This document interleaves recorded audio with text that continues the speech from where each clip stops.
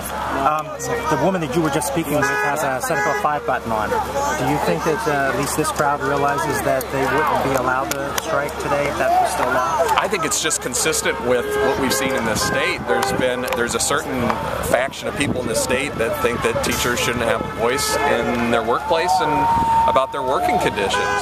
And one of the, I think, encouraging things about what the teachers are doing here is it's not just about pay and benefits, it's also about class sizes.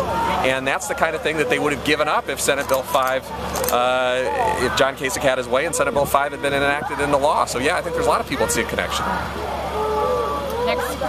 Anything else? Do you think John Kasich is behind this strike and the kind of wall they've hit negotiations? There's a video out to that extent, I've heard. I think that he has been pretty consistent in disrespecting teachers. I think he's been pretty consistent in saying that teachers that want to stand up for things that they care about should have their jobs basically be in danger.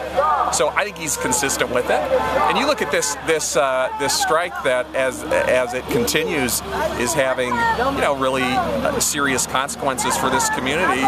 Where's his leadership on the whole issue? I mean, he doesn't live that far from here. He could step in and say, listen, there ought to be mediation immediately. I know there's some mediation that's coming up on Sunday, but he's been nowhere to be seen on this issue. And I think the fact that he took over $500 million out of K through 12 education has put even more pressure on local districts. And I think that's a contributing factor here too.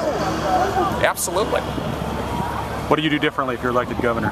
Well, you start with stopping from raiding local school districts of their money and putting it into the state budget. The state budget has gotten significantly bigger while local districts are getting stuck with the bills, and it's creating a lot of problems with the labor force as a result. And then you sit down with teachers and you show respect for them instead of just putting everything on standardized testing and acting like standardized testing is the solution to all of our problems. We ought to be sitting down with teachers that are actually working with students every day and saying, how do we give you the tools and the resources to get the jobs done? As we just heard, some of the best teachers in this district, here's a district that had an excellent with distinction rating, some of their best teachers finally threw their hands up and says, I'm out of here. I can't take this environment that's been created. You need to have a governor that respects the work they do, because that's not just in the teacher's best interest, that's in the kids' best interest too.